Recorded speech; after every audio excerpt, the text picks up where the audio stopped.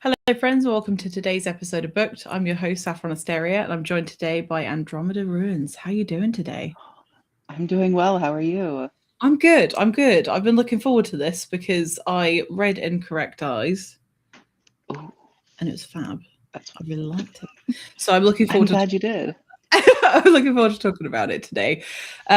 Before I ramble on, because that's kind of what I tend to do, and then it lasts for 5 minutes, so nobody wants to hear that. Could you tell us a little bit about what kinds of things you write? Oh, I write a little bit of everything, but I like to focus on horror. Mhm. So I particularly focus on queer horror, horror related to mythology. Mhm. Um, that mythology could come from a little bit of everywhere. I'm a classics major, so I often deal with Greek mythology, Mhm. but I grew up in the hills in Appalachia, so Mhm. I do a lot with Christian, Catholic, and really just Appalachian folk Mhm. mythology as well. But I do like horror. I also like horror, which is why I quite enjoyed Incorrect Eyes. It is really gross, like in a good way. Yes. That's what I like Yeah. about books. You've got body horror in there. There's like religious trauma, and I find that utterly fascinating because I come from, as you could probably tell, England, and where I grew up, I wasn't really influenced with religion and spirituality too much because, like, we have a lot of old churches, but it's not part of the thing, like not part Hmm. of the makeup of the town that I lived in. Is it something that you grew up being surrounded with, being in like the middle of nowhere? Yeah, it is. I grew up in a very strict Roman Catholic family. But being in Appalachia as I am, there's like a weird blurry line between like folk practices and Catholicism because like the Bible and everything was very well ingrained in my life, but also like folk superstitions, like hanging a horseshoe over your door, or putting a Hmm. broom over your door, or spreading uh, rice over your patio so a haint can't come in. Hmm. Stuff like that is also very ingrained in me. Hmm. Um, but because I was raised very strictly Roman Catholic, I do like to write about that because it is what it is. Yeah, that's gonna sound It's a time. odd. Yeah. Yeah. A lot of my religious horror that I write specifically, um, it all comes from a place of being raised in that culture, Mhm. being raised with the guilt and the shame of Catholicism. Mhm. Yeah, So, I've definitely come across a lot more people that have had Catholicism in their life, and you can see how they just interact with the world and how things like hang over them so much more, and they feel like really torn about making decisions and things like that. So, is the sort of subject that you have in Incorrect Eyes, is that based on your own personal experience? I know there's like some supernatural stuff going on in there, so mhm, I don't know how close that is to your own experiences. And obviously, only provide the information that you feel comfortable sharing. yeah. I will say Incorrect Eyes is very close to my heart. Hmm. Um, it comes a lot from both my studies and my upbringing, I would say, as a classic student. My focus is more on the mythology end of things, but I take a lot of very interesting religion classes. Oh. Um, because like even from a young age, like my grandpa would talk to me all the time about other religions, and it's always very interesting Mm. to learn the differences. So as I grew older, that just stuck. Now I just study ancient religions more than anything. Mm. Um, and I took a class. Oh gosh, it would have been 4 years ago at Mm. this point, called Ancient Christianities, where we studied more of the actual text and creation of the canon. Mhm. And it one of the questions I asked in that class was, why are angels different between different canons? Mhm. And that ended up being Incorrect Eyes Oh, because okay. of course it did. Mhm. Um, because like in the Old Testament, they're described as terrifying. They come down and say, "Be not afraid." Mm. Um, in the New Testament, they're just guys. They have wings, maybe. They're just kind of there. Yeah. Um, so like that shift, that change that we learned about in my class, I Mhm. went, what if somebody was researching that change? and then went insane because the human body cannot handle the divine. Like that is one thing that I am firmly believing is like that's why they came and said be not afraid. Mhm. What if? What if I put this man in like the worst situation I could? Yeah, he had a really stressful time. He did, yeah. He was not having a fun time. I affectionately call that my gross nasty eye book. And he was having a gross nasty time. Yeah. That's fascinating. So what is it about learning about like different religions and practices? What do you find so interesting about it? I think the humanity in it, because you can learn a lot about a people based on what they believe. And there's just something like so interesting in seeing the similarities and differences. Yeah. So for example, one of my favorite areas to study is the integration of Greek and Celtic beliefs. Because the Greeks didn't interact with the Celts often, but when they did, it was like, well, they didn't get along. And it boggles my mind because they both worshipped in similar ways. Interesting. Just with different names. They both worshipped nature and the I want to say like in Greek they were called daimones, but they were like the embodiments of specific things. So like Zeus as the king of the gods was the embodiment of authority. Or like Poseidon as the embodiment of the ocean. And they did the same thing in like the lands of the Celts. But they still did not like that they were kind of similar. So I'm very interested in that, like seeing where they line up and where they don't and why it caused issues. And religion's very similar for that because that's ancient religion. Yeah. Like separating between mythos and religion is impossible in my mind. Interesting. So, yeah. So that obviously has inspired quite a lot of your work. It seems to have influenced pretty much most of it. From the sort of brief descriptions that I've seen of your other books as well. So how much do you play with in terms of like bending it into fiction compared to trying to stay true to the historical accuracy of like what we know about each of these things? I would say I like to pick and choose. That's fair enough. Rules were meant to be broken in my mind. Mythology was created as a way to explain the world.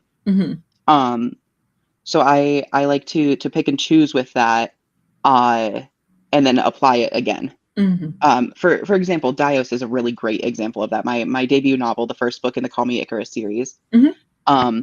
It is set in a near future dystopian downtown Cleveland. So it's like, it is everything that I have qualms with our current systems, the current government, the current environment, state, stuff like that. Yeah. But make it about 10 times worse, set in about 10, 20 years in the future. But I brought Greek mythology into that, and I took what that represented to the ancient peoples and applied it to how it is now. So like the triumvirate of kings is Zeus, Poseidon, and Hades, and they haven't shown up in the series yet. But they are the ones who run the authoritarian system, and it's because like they were always the kings over this kind of stuff. It's just now it's a corporocratic system, not ancient Greece. So I like to just apply it as I can. Awesome. Also, Sarah has said, you're filled with fascinating knowledge and we'll listen to hours of you talking about this in a non-creepy way. I don't believe it's in a non-creepy way. I know, Sarah. I'll accept the creepy way as well. I like to yap. I like to talk about things. So thank you. You're in the right place. That's what we're supposed to be doing. So that's good. I completely neglected to say hello to the people that have joined us today, so I'm going to quickly do that before I ask my next question. So we have Sarah here. We also have Ro Bushy. Hello, nice to see you. I agree with that statement. Yeah. We also have Grant. Hello, Grant. And we have from Twitch. Hello, Dizzy. How you doing? I don't know if I've missed anyone. I don't think I have. If I have, I'm sorry. Please let me know you're here. Oh, hello. Is it Juan? I don't know. I don't know how to pronounce that. You tell me. Let me know in the chat. So when did you start writing fiction? Oh, a while ago. So, Call Me Icarus, I started writing as my debut novel during the pandemic, so around 2020, 2021. Okay. I do, however, have a fancy little hand manuscript of a little novel that I wrote in middle school. Cute. So it's been, and that one, enough, so even was in middle Oh, you cut out a little school. bit. And You're cutting out a little bit. now,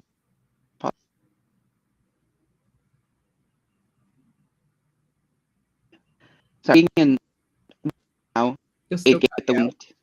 ah, I'm sorry. I don't know if it's just needs to catch up with itself. Sometimes that happens. It's okay. it might need to. I'm watching the little like Wi-Fi thing, and it looks like it's getting better. Yeah, that sounds better. So possibly. Okay, cool. Being out in the middle of the woods, sometimes stuff happens. Okay, don't worry. Yeah. Even back in middle school though, I was writing horror before I even liked horror. That's cool. Which is a wild time. But yeah, I started really dedicating time to writing during the pandemic. So was it the whole like fact that everyone was panicking and stuff that made you sort of go deep into writing, or is it just like the perfect opportunity, or did it just happen just because? I think it's a little bit of everything. So at the time, the pandemic hit not too long into me transitioning. And that's like 2 years of being on testosterone and just being angry from injecting myself with the angry hormone. Yeah. And then the pandemic happened and I had to uproot my life, completely change schools, move home. No, that's stressful. I am disabled and just chronically ill in general. So there was like an underlying fear of this new pandemic that because my chronic illness lies in my lungs, like a fear of actually getting sick. Yeah. Like it was kind of everything on top of each other. I had also at that point in my life just lost my father figure. He had passed in January 2020. So it was like everything piled on top of each other came to a resolution of I am angry and I am angry at everything and I'm going to lash out unless I write. So I ended up writing instead. Yeah, so I've been told that Dios, when people first read it, they're like, oh, so this book is actually just anger manifest. And it's like, yes, it is. Thank you for noticing. Well, at least you found a healthy mechanism for that outlet as well, because you know, not everybody has that or the ability to write, or you know, even the desire to do so. But it's definitely a really healthy way of being able to play out, especially things like anger or sorrow, or you know, there's really strong, complicated, and quite damaging emotions. To be able to be like, okay, what if this happened? And then you can write it all out and then play out all of your like whatever fantasies you have, or even if it's just expressing how you feel at the time. It is so much more healthy than just letting it fester. But it's very easy. I fully agree. Yeah. Yeah. I also find horror to be a great outlet for that in general. Yeah. Because I started more on the dark fantasy end before fully diving into horror. And I've described horror as something that's very comforting, and people get confused by that. And it's like you can do a lot with horror. Yeah. And you could get a lot of your insecurities and a lot of your fears out, and actually in a healthy way. I totally agree. I think, like, I prefer, I don't know about you, but I like horror books and I like horror TV shows, horror films. It depends what kind of ones they are. I don't like torture porn ones, you know, like Saw and things like that. I don't find that interesting in any way. But like complex psychological horror, I love. And you're right, it is very comforting, especially when there is some sort of a resolution. Like whether it's like everybody dies, or everybody except the killer dies, or whatever the thing is, or maybe it tackles like a kind of touchy subject almost. I find those to be Mhm. deeply interesting because, as you say, like it's very can't think of the word, diverse in terms of how you can tackle it. And yeah, do you like watching shows that are more horror based and things like I that, or just reading? I kind of like adjacent to horror when it comes to TV. Okay. I'm not a big movie person in general, Mhm. but especially not horror movies. But I don't like suspense. No, Suspense actually kills me, and that is something that a lot of movies hinge on. that's true. Um, Yeah, TV shows I'm a little bit more lenient towards because usually they don't hang so much on suspense, but they're also Mhm. not trying to get everything done in a 2-hour time frame. That's true. Yeah. Um, so I do like that, but I tend to stay horror adjacent with TV. I do more mysteries and thrillers. Mhm. Um, but I also am just a huge mystery and thriller fan. I right next to where I'm sitting right now, I have a House of Leaves. Mhm. Uh, because I like puzzles and mysteries and stuff like that. That's And cool. so yeah, Awesome. Do you think you'll ever lean into writing a thriller? I would love to. I think you Do you should. know how much brain power that takes? Yeah. People I bored or something.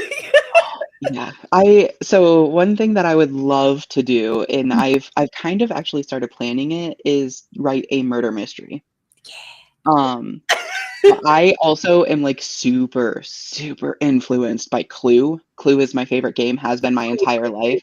So I wanted to do something just like a darker version of Clue almost. Oh, I like that. Um, and I started plotting that out, I think in 2022, and I'm still looking at it and I'm like, I'm not going to be able to touch this for like the next 5 years at least. I still got a lot of things to figure out.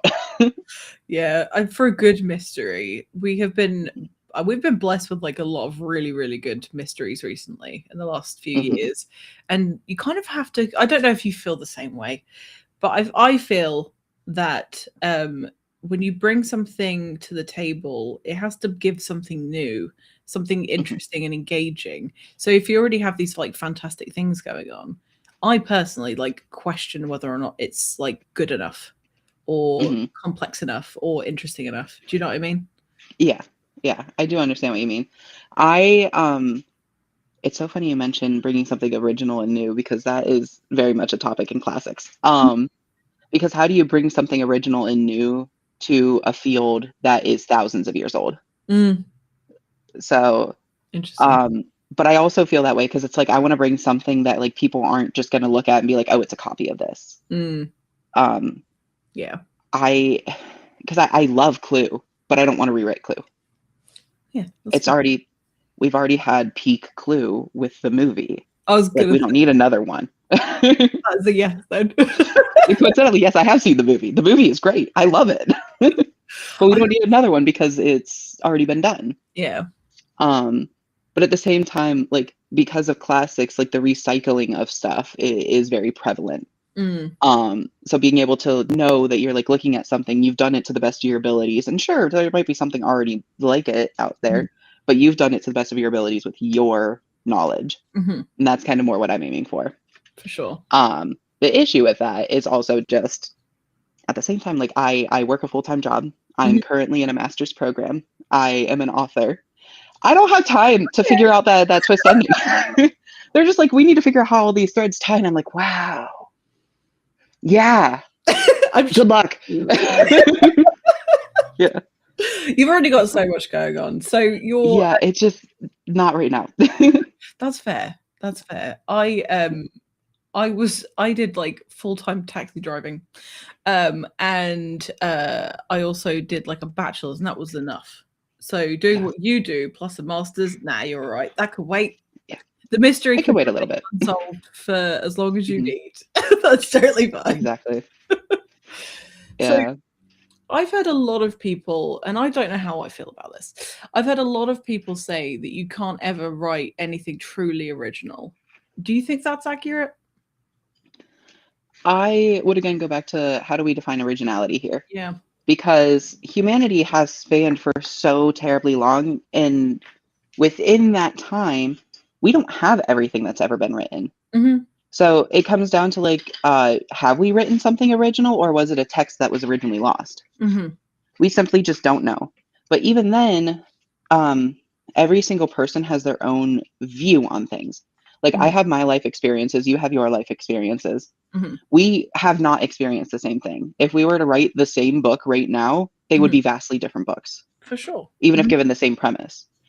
So I think it comes back to that thing of originality, because like, if there's no such thing as like a truly original thought anymore, it's possible. We don't know. Mm. All I know is what I can provide. Yeah. So that's more my sense of it, is like, I don't know. Yeah. No, I just do what I can. yeah. Well, that's all you can do at the end of the day. But I think something that I found with, like the indie scene, for example, and this isn't like a cut and dry black and white thing, so nobody give me any shit, okay? But I find with the indie scene that it's so much more interesting to me, because a lot of it is not formulaic. It's not like this is a structure you have to hit. You have to hit all the same beats. You have to have the same, ebbs and flows in your manuscript or whatever. And I find it to be deeply interesting that people are just doing their own thing, and they're being like total mavericks of storytelling, and it's very, very interesting to me. But then if I need something that's like comforting and predictable, then I know where to go to find it. Hmm. But it just goes to show, like, if you have like a system that's in place and people follow that system, you're going to end up with very similar cookie cutter type things. But then you have these people that break that system, and then they can do it their own way, and then you get to see the more, I don't know, like human side of things, and Hmm. the actual raw creativity. That's what I love about the indie scene too, Yeah. is being able to see these off the wall ideas Hmm. and just know that it got out there, even despite traditional publishing Hmm. not wanting it. Yeah, Yeah, for sure. it's great. Okay, I have a question. It's not my question. There is a question from GZDR4Ev. I'm not sure what that stands for, but hello, welcome. As AI is becoming more and more a part of our lives, has Andy thought about writing a murder mystery or a love story dealing with AI? Has that ever played into your thoughts at all? I I have so many ideas that have come across my mind, Uh-huh. making my very, very well-known stance on AI even more well-known. um, because if I were to write a story with AI, it would be the big bad of my story, and it would be everybody going to take it down. Um, but I simply, I think I deal more with the mythology end too much, because like I think AI would be really cool to write in, but I Mhm. don't do a lot of technology based stories. For sure, yeah. I think it would be really cool, but I don't know if I have the chops for it yet. Mm. Maybe one day I'll get there where I feel comfortable enough to write like Mhm. an AI type villain. Mhm. But as of right now, I have tried to write a story with an AI type villain, and it's fallen flat. Yeah. Um, just because I don't have the chops for the more sci-fi end of things quite yet. Mhm. That But takes a totally different style of storytelling for sure. it does. I have found through my writing that I do really, really good with the almost ethereal end of things. Yeah. And having to be more literal down to earth is, I don't want to say it's slowly killing me, because it's really not. It's just a skill I do not have unlocked yet. It might be killing you just a little bit. Just like, It's killing me that I'm not good at it. oh, But I think that's just more my ego than anything. like we all have that. Okay. Anybody that says they don't have an ego is bullshitting. Yeah. As I'm Yeah. concerned. I like to hide mine behind a terrible sense of humor and pretend like I'm like, I haven't got an ego, but I definitely have. Yeah. So I was going through, because I downloaded the Kindle version of Incorrect Eyes, but the interior art still slaps. It's very I'm good. glad it translates to Kindle well. I It actually thought does. it It would looks be. really good. Oh, it's gorgeous. I love the cover as This well. art is everything to me. It goes so well Yeah, with the storytelling. It gives it such a good does. visual. And I checked, so the interior artist, that was hard to say, Mhm. was HS Wolf. Yes, H.S. Wolf is the interior artist. Awesome. He is an incredible artist that I had the blessing of working with. Mhm. And I actually I gave him specific scenes Mhm. and went, "This is what I want the art of. Mhm. Have fun." and he came up with these pieces of art, and I was like, yes. It's so good. It matches the story vibe really well. Mhm. I know when I was pitching the story to him, because we used to be writing buddies. So when I pitched the story idea to him, it was I'm doing this story and I want the Junji Ito vibe. And I think he nailed the art with that. That's sick. I love that. Yeah. So what made you decide to have interior art for this book? I think it was going back to my ego. So before this, I had only written a novel. I have stayed with a lot of long form storytelling, and the fact that I had a short story that everybody wanted to see more of, and I simply could not make more of it. I was like, I need to give people something because my ego cannot handle them being like, oh, well, it fell short of what I was expecting because I was expecting a novel. So I just added pretty art. It works. For sure. Yes. I love the visuals. I'm very glad it does. The visuals, I kind of pulled the entire story together, I think. Because before, like, just reading through the text, I got the point, but I'm also the one who wrote it. But it's more impactful to actually see this unfold to the main character. Yeah, for sure. Yeah, it definitely helped to I reckon I really think this story would work so well as a graphic novel. I think so too. It is one of the things that I have been told a couple times since publishing it, and it's really stuck in my head of I would really love to see a graphic novel adaptation one day. That requires me reaching out to artists and working with them, and we'll do eventually when I'm not in a master's class. Yeah, give yourself a little break first. yeah. I got to make sure I graduate first, but you'll be fine. Yeah. I believe in you. It'll be fine. It'll be fine. I'm only in this master's program through December. We're almost there. Oh, that's not too bad. Yeah. You can do it. Just about 2/3 of a year left. That's not so bad. How long are master's programs take? I've seen them like a year, 2 years. This one was an 18-month program, so a year and a half. Yeah. Cool. Not too terribly long, thankfully. Yeah. Awesome. We've just been joined by one of the founders of the Small Spec Book Awards, Ellen Holmes. Hello. Oh, nice. Hello. Welcome in. So, yeah, I've really enjoyed having the experience of seeing people's points of view, and I love it when people have their personal experiences woven into books because then I feel like I know that person a lot better. Did it feel uncomfortable to you in any way to share any of your work with people, seeing as though you seem to put yourself in a lot of it? I would say yes. There is a lot of my work I'm incredibly uncomfortable with it being out there, but it is, and I'm not going to take it back. Yeah. Dios, now I'm able to look back on Dios now that it's been published and be like, okay, I can separate myself from it. But it was such raw emotion at that time in my life that it felt very soul seeking almost. Like I put myself on display fully. And now I'm able to look back at it and be like, that was a part of me. I love that it got out there and I'm going to continue this work. But I'm able to separate it from myself. Yeah. But I feel like each thing I write has that. Because I also just last year had a short story called Condemn Me come out in Reverent, an anthology of divinity. Oh, cool. And that was another one where I wrote it and it felt like I was bearing my soul out onto page. And then it got published and it's like, well, if anybody reads too far into this, they know a little bit too much about me. And I know it's going to happen again because it always happens again. My next 2 stories that I'm working on right now, outside of Call Me Icarus, because that one's coming. Cool. It's coming. But outside of that, I have Desecrate, which was supposed to be published this year, and it definitely was totally ready for that and not at all still in the works. But we're looking at having it published next year, and that one it's personal to me in a way that even Dios wasn't, because Dios was my emotions, but Desecrate is my past. Interesting.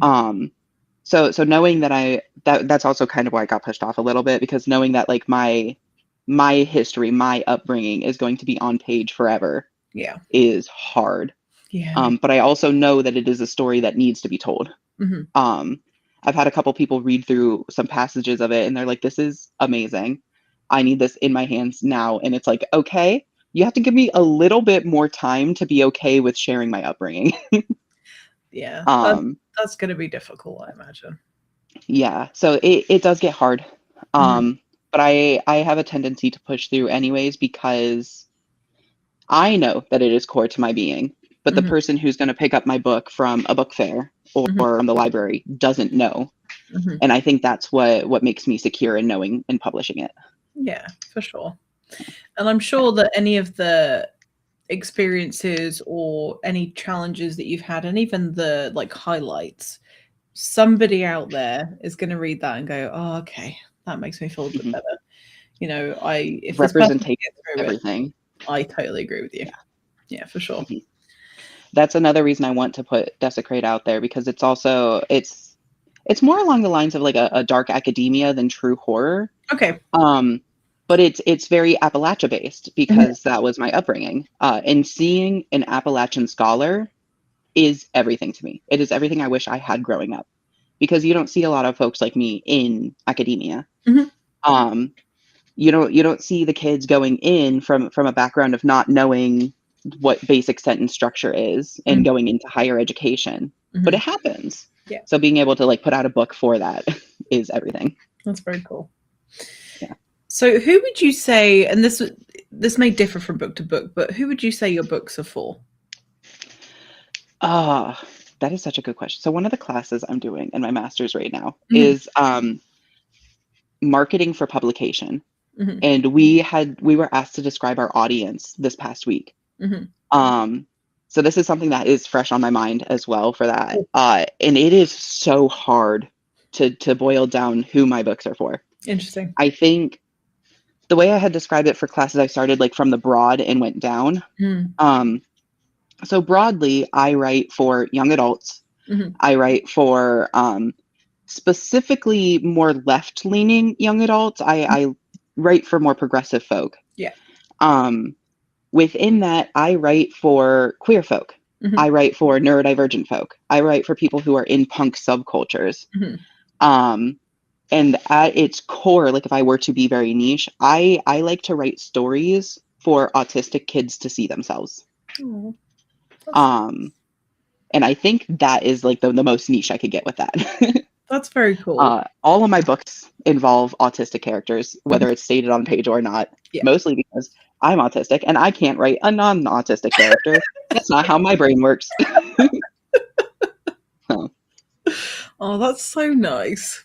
That is so nice. are I they seeing themselves in horror stories? Yeah, my bad. Life is horror. Yeah, it is. Oh my goodness. So how do you know when you're writing something, because you have a few things published now? Mhm. How do you know when it's time to say, that's it, I've done it, it's ready, I'm satisfied? Is it feeling? Do you have a standard? Um, I think it's different for everything. I think I had to learn that the hard way when publishing because I published Call Me Icarus well before I should have. Interesting. Okay. Um, I am very, very happy with the result right now. Mhm. But even now, I look back on it and was like, I should have taken maybe another year to polish up loose ends. Mm. Um, and now I have to deal with that in the second and third book in the trilogy to Mhm. make sure everything gets weaved in properly. Yeah. Um, so I think I learned the hard way with that one. Now I wrote Incorrect Eyes as a short story Mhm. originally. It was less than, I think, 3,000 words. Mm. And I was like, this is it. I am ready for this to be published. And I gave it through a couple people and they were like, no. And I went, okay, understood. And now it's fully a novelette. Mhm. It's still under 10,000 words. But at this point, like I had rewritten it so many times. Mm. And everybody kept being like, I want to see more. I want more of this, more description. And I got to a point where I was like, I cannot add more. Mhm. Like I physically cannot. I would ruin the story by doing so. Yeah. And I think that's where I found like once I get to a point where it's like I cannot add more, that's when it's ready to be published. Okay. Um, but Uh, I would say that. Cool. So you, I think in the acknowledgements at the end of Incorrect Eyes, you thanked some alpha and beta readers. Do you have like set people that will always read your work, your trusted I do. people? Yeah, I do. I have a group chat that I affectionately call the shit show. Love that. And they are my alpha readers. They're the ones I throw things to first. I will throw scenes as I'm writing them in the group chat and be like, does this suck or am I tired? So like they are the ones that I know will be there from day one. I also have lovely beta readers that I actually met through my first publication with CMI, Oh, that's nice. that I know are just eternally in my corner. Mhm. Lowen is one of those. I have become such good friends with him that it is insane. So I do have my dedicated people. I am looking to expand with my next book to have a few more eyes on it. Mhm. But I do have like a core set of people that I know I can always throw stuff to, and they will be there and read it and give me feedback on it. Yeah. I also know that specifically with the shit show that they'll tell bad. It's great. The last sentence that you said cut out, specifically with the shit show. Yeah. They'll tell me if it's bad. That's It's important. great. That's Yeah. very important. I'll send stuff to them. They'll be like, "What are you talking about?" Oh my God, Lowen, he's here. Oh my God, I see his message. Also, Pegging Man is Lowen. probably the best username I've ever seen. Oh, it's great. It's so fun. Hello, nice to see you. I'm glad you're here. Welcome in. Welcome to Lurking. I'm gonna brag about you and how much I torture you on the daily, Lowen. It's really nice. You need to Yeah. have friends to torture and also to love, and that's super important. Mhm. Something that I learned. So I've been doing this show for like a while, since December 2024, and the first episode that I had with this author, Katie Carlisle, I was like, I don't think I can cope with people giving me honest feedback. So this was a long time ago. And she was like, no, you have to have people who will tell you if it's shit or will tell you if it needs work. You can't just have people cheerleading you all the time. It's important to have those people because you need the encouragement sometimes, especially on difficult days. But you need people that are going to be totally honest with you. And it's taken me a really long time to realize she is really right. Yeah. You have to have people that will be honest. I thankfully, in my job as an engineer, I have to deal with constructive criticism on the daily. Because I get told frequently, like, whether my work is absolute garbage, needs thrown out, needs redone. So learning how to deal with that has been very beneficial for my author life, because then I can get feedback on these stories that are very, very personal to me. Yeah. And not take it personally. They like, I have people come back and they're like, I really like this story. This didn't make sense. You need to clarify this. And it's less, it's less, this is trash, and more, I need to work on my storytelling. So I definitely agree. You have to have people that are willing to tell you it's garbage. Because if you don't, you end up getting stuff that goes to publication that shouldn't have, that needed a couple more months of refinement. Yeah. For sure. I think I personally, like, if I review books, I don't review books I don't like. I'm very behind on my review. So if I've read your book, anyone that's watching this, I haven't reviewed it, I'm busy. It doesn't mean I didn't like it, but I won't ever give bad reviews. However, if somebody says, can you give me an opinion, then I will freely give that. But what I don't like is when people give opinions or constructive criticism on already published work but they haven't been asked. I find that to be very personal.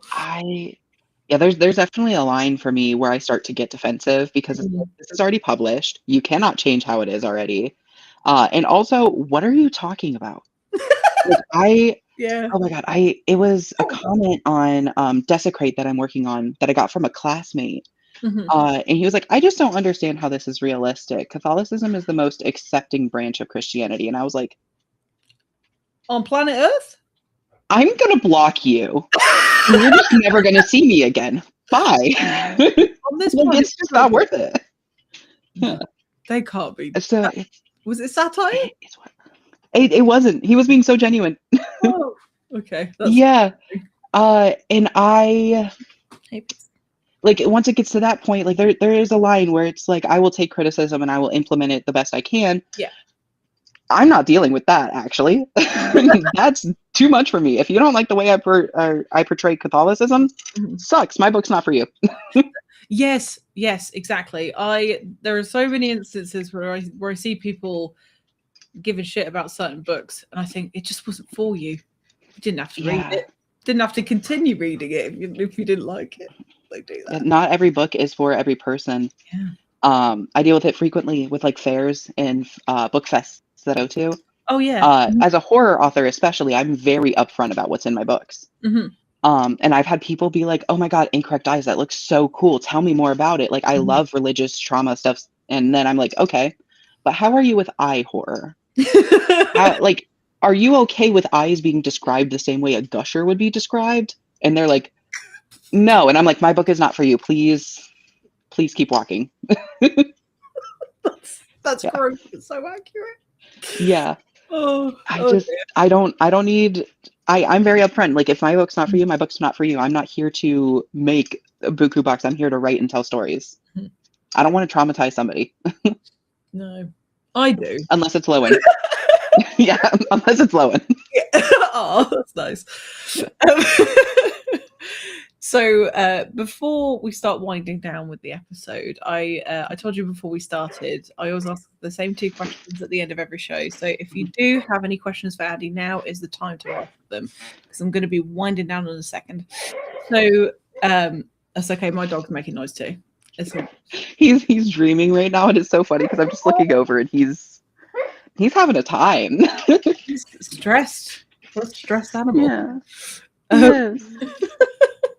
So the second to last question I'm going to ask you is, and this is in terms of your writing and being an author, what does success look like to you? Success looks like being in libraries. For me, like I grew up in the hills. I believe I mentioned that. I grew up very poor. So being able to go to a library, see my words on a shelf that anybody could read, that is success to me. I mean, there's also like, I would love to one day have that graphic novel for Incorrect Eyes or have special editions of my novels. But I think the true marker of success is being in a library. I tend to agree with you. It's so exciting to see books in libraries that are like indie books, for example. That's something that people can request. By the way, request in your local library your favorite indie books, even if you don't want to read it yet or whatever. Just request it. Super important. So, before I go on to my last question, we have a question from Sarah. So, do you have a favorite folkloric tradition? Yes, I do. I'm guessing it's Greek. Greek is very much up there for me. It is Celtic. I love specifically Irish folklore. Irish folklore is so complex and so beautiful and has so many like integrations. It's very hard to study, so I focus a lot on Greek because I genuinely love Greek mythology. I have a book dedicated to Greek mythology with a Greek title. It is so Greek is what got me into it. Irish mythology is what's keeping me, I would say. So yes, I do have a favorite tradition, and it is Greek, or not Greek, Irish. I got confused there. It's okay. It's all right. Awesome. So the last question I'm going to ask you is, if you could go back to the time when, and you can think about when you were writing your first novel or when you first started writing at all, if you could go back and give yourself any advice, what advice would you give? I would tell myself to stop holding back. Call Me Icarus specifically with my first publication. I ended up indie publishing it because I was told very kindly by an agent that a traditional publishing house would not touch it for many multitudes of reasons. Because this was even like right around the time that AJ White was being picked up. So he was kind of like the breakout that would allow for more queer trans-led horror. Yeah. But even still, I tried holding my story back to be more acceptable, like broadly. That is going to change with the second and third book. I'm going to let it be the story that it was meant to be. That's cool. But not holding myself back, allowing myself to get into the more gross descriptions, allowing myself to have moments of true horror in the story. I think that would be my advice. Cool. We'd love to see it. So I'm really glad that you're going to take that advice moving forward anyway. So you still have the chance to make those changes, which is very cool. I definitely feel like that I was writing it, I wanted to be an author. So I was trying to be the more mass marketable, allow myself to do what I wanted to with that. But it held back my stories. Now I am well established in my career. I am on the path of higher education to become, hopefully, theoretically, one day a professor. Like I have my dreams and goals and ambitions outside of writing. And I'm allowing that to let my horizons broaden.